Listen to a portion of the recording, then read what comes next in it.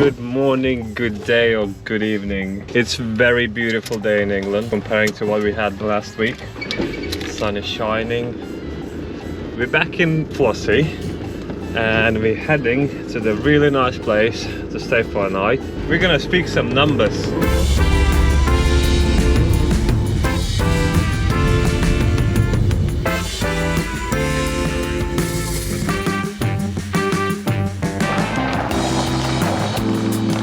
We have arrived at Coastguard in St Margaret's at Cliff. We just kind of came on the off chance to see if we could stay on their little car park if we eat there. We always had the intention to eat as well, we didn't just ask to stay and that's it. They only allow six campers per night. Car park isn't the biggest one then. No, they give you this, so we were lucky. They had a space for us, so they gave us this piece of paper and then just a bit of information on the back. So it just says things like arrive after 5 or between 5 and 9. If you're later, just let them know.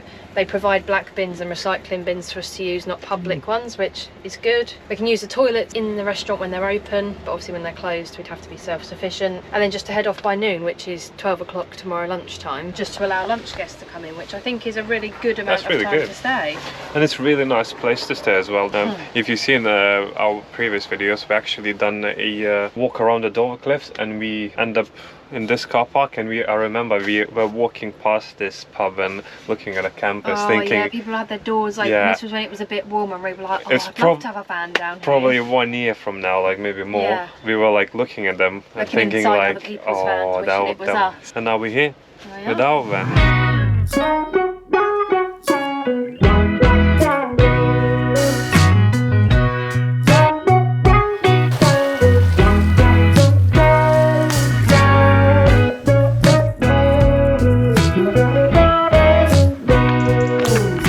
Where we're gonna spend the night. If you missed last week's video, we told you how much we spent on the camper van build, so we thought we're gonna show exactly how much we paid for everything.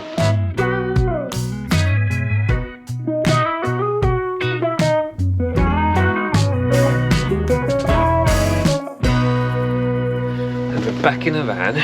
We have just had our meal at the Coastguard. It was really nice. Yeah, it was really good and the staff are so nice. It's a really nice place to just stay overnight if you're planning to have a nice dinner. Might be better to pre-book, but 100% worth pre-booking because you will not be disappointed.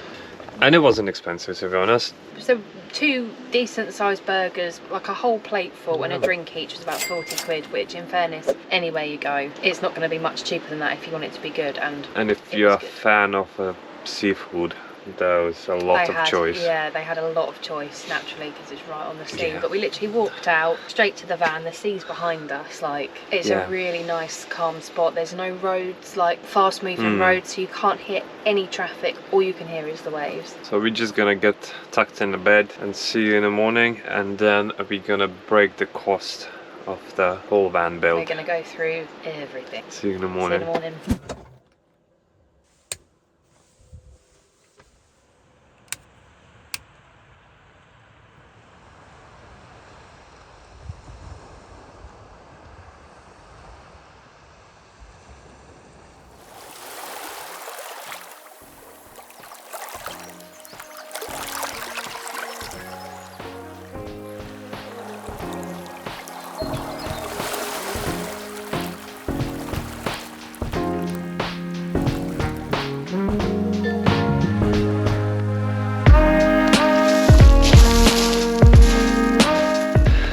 Morning.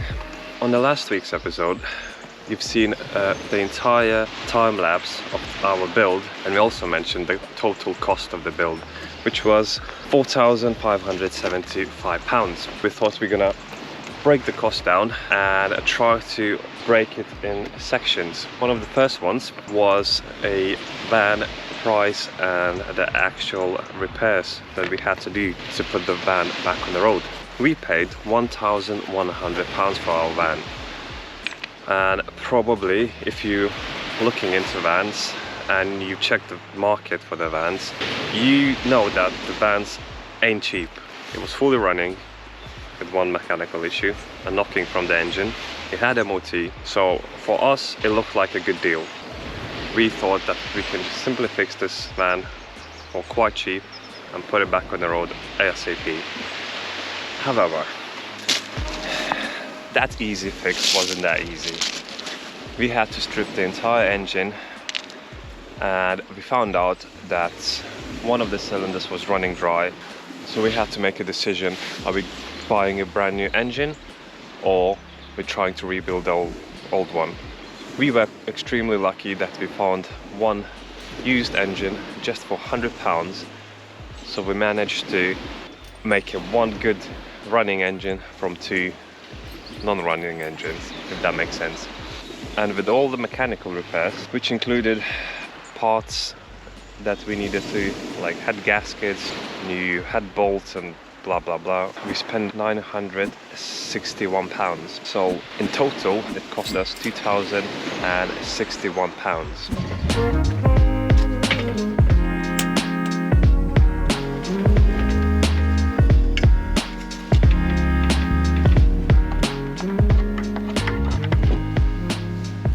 So after the mechanical issues on the van were repaired, we moved on to the base of the van, and this was to take care of all of the rust spots and damage on the body. So this included things like repairing all the rust spots inside and outside the van, welding, sealing, and just making sure that the body is rust free and safe from further rust damage. And in total this section cost us £245.52.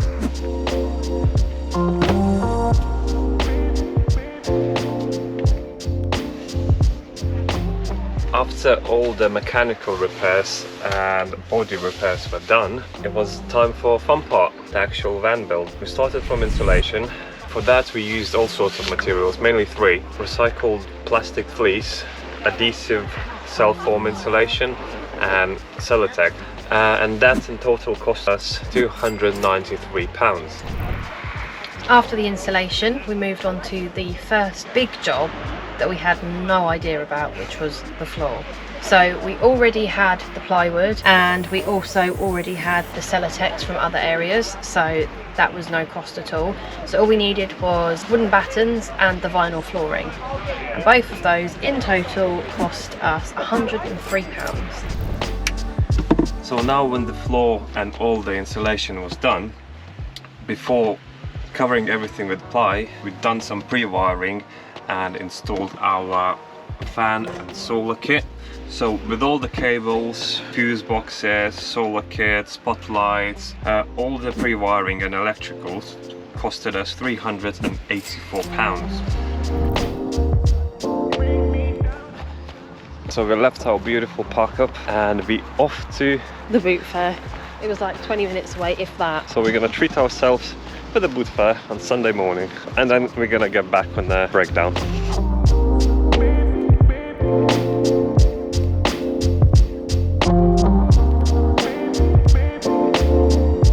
First purchase of the day. Nice little basket. We thought about keys or maybe purses, and it matches the colours of the van, so.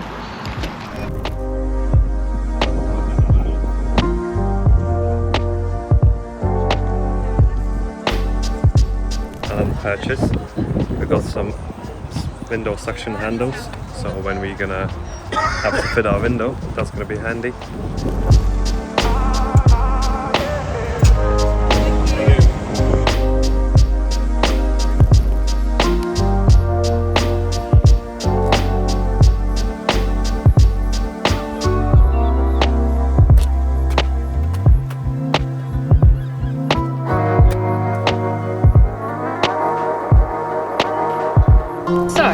After all the pre-wiring was installed, we moved on to the walls and the ceiling, and a lot of these two were very heavily influenced by plywood. So we purchased this quite a few times, and quite a lot of it, because we needed to cover everything. So for all of the plywood and the carpet on the doors and around the walls, and paint, I guess, for the walls, the total was £268.11, so quite pricey on the plywood. But it's decent quality plywood. Good quality. We got it from a few different places, but Wickes ended up being the best one, the most cost effective and relatively good quality. So after everything was covered, it was time to start building all the furniture. The main bulk of the wood and wooden battens we were given. Obviously we had to like denail it and all that stuff, but we being me, I nailed it. Go back to a video from a good few months ago and you'll see me standing there yanking out all of the She spent nails. quite a lot of time. I did, but it was worth it. We saved quite a lot of money. We did. So to make a bed and a bench, basically we just needed to get some ply, which just to box the ply. Half of the bench we used the old ply that we removed from the van, so again we saved on that. To finish this bed bench we just needed to get the mattress, duvet cover, and like a few bits like a sewing machine, which in total cost us £134.90. Which is so good because, as we mentioned on our previous video, if you get, I mean, okay, our bed cover isn't perfect, but if you look at getting a small section of foam covered online, you're looking at between £150 to £200. So it's minimal for a section as well, not the whole thing. Yes, okay, it's not the prettiest and it doesn't work for everybody, but it worked for us and it saved us a lot of money. So that done, we jumped onto the kitchen.